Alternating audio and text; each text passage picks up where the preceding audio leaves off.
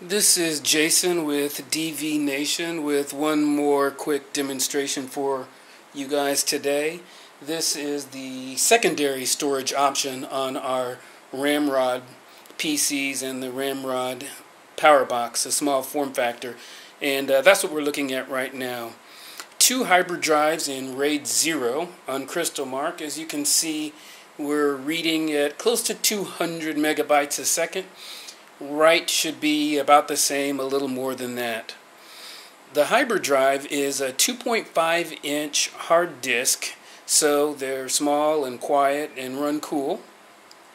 But they also have 8 gigabytes of NAND cache on them, so it's basically combining a small SSD with a hard disk. And with two of them in RAID 0, you get 1.5 terabytes, one volume at that capacity, with 16 gigabytes of flash memory. You don't control that.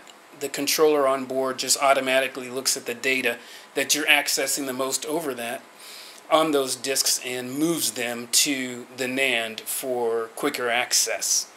So these are pretty good numbers. But what the RAMRods come with, not only the RAM disks, but RAMCache. So just remember what you're looking at on the screen here. Then we're going to come over to this panel and enable the disk caching, and you will see the difference in the performance. And the disk caching does come standard on all RAMRod PCs. So we're almost done here, down to the 4K Q depth 32, just running one test per item. So we're going to go over here to drive H, select cache.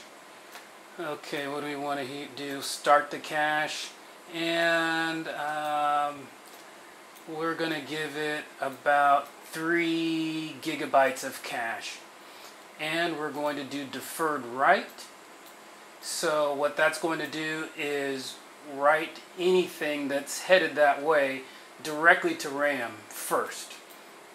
Then what that does is that frees up the resources of your computer so it can later write that data to the hard disks. Close that panel. Let's go ahead and run these tests again and see if there's any difference. Without cache, it was 194 megabytes a second read.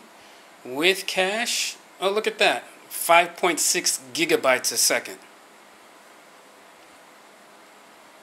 Next, we're going to do the write tests. What's interesting about this setup is with hybrid drives, you only get the benefit when you're reading. It moves data to the NAND so that stuff that's frequently accessed will be in the NAND. But what about writing? Without cache, it's going to write directly to those hard disks, which, as you can see, would write at about 200 megabytes a second. But with the cache, it's writing directly to RAM at 4.5 gigabytes a second. So as long as the files you have are smaller than the cache, in this case I gave it 3 gigabytes, it would transfer pretty instantaneously, and then later on, 60 seconds later or whenever the system feels like it's got a free moment, to go ahead and write that to the hard disk, and that makes your system a lot snappier. Obviously, when you get down to the 4K, you're going to have a tremendous improvement because you're dealing with RAM as well instead of a physical disk.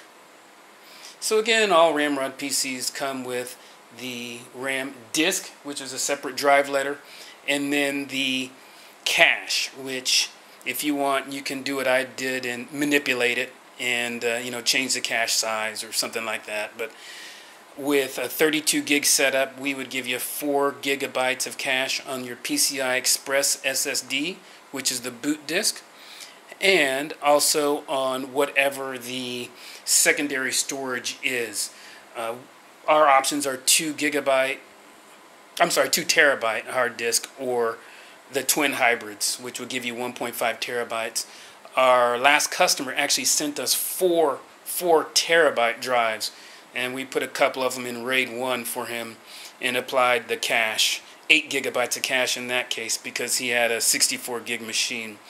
Well, there you have it. There's a demonstration of the caching software that comes standard with the RAMRod PCs on top of a twin hybrid RAID 0 setup. Thanks.